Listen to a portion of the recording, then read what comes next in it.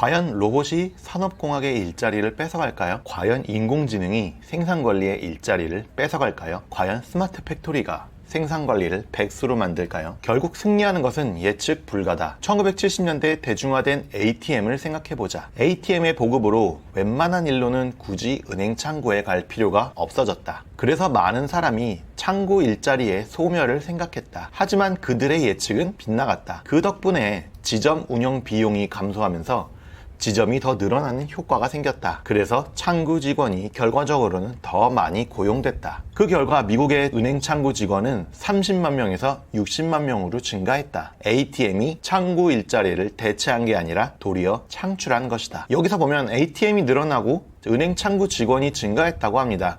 ATM은 바로 단순 반복 업무를 담당하고 있는 기계죠. 카드나 통장을 들고 비밀번호를 알고 있는 사람에게 입금, 출금, 이체, 조회 등 간단한 업무를 해주고 있습니다. 그리고 은행 창구 직원은 이런 간단한 업무 외에 조금 더 복잡한 업무를 진행할 겁니다. 고객의 질문에 대답을 해준다거나 조금 더 규모가 큰 대출을 도와준다거나 신규 계좌 개설, 비밀번호 변경 등 조금 더 복잡한 업무를 담당합니다.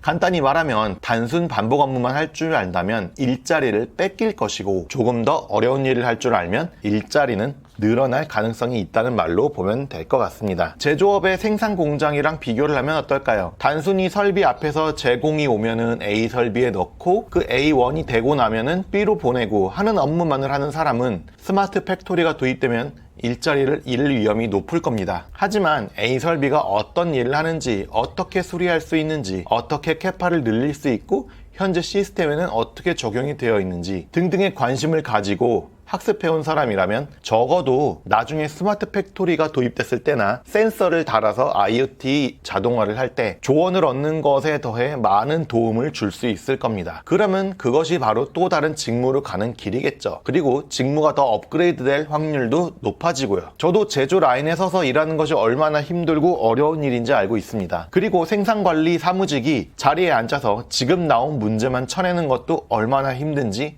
공감합니다.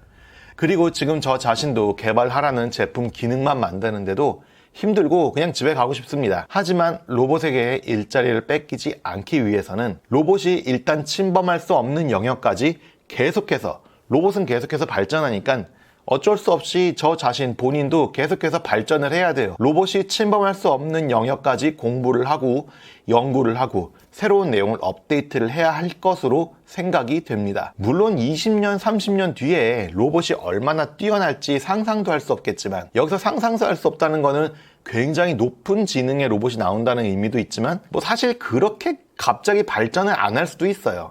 요즘 갑자기 이슈가 된 게 환경오염이나 코로나, 전염병 이런 게 이슈가 되는 걸 보면은 생각 외로 좀 느리게 발전할 수 있겠다는 생각이 들곤 합니다. 그래도 일단 지금 내가 할 수 있는 것은 내 분야에서 지속적인 나의 업그레이드, 그리고 또 다른 분야에 관심, 연결되는 어느 정도 연결성이 있는 다른 분야에 대한 관심이 필요하다고 생각합니다. 시청해주셔서 감사합니다. 김직장인이었습니다.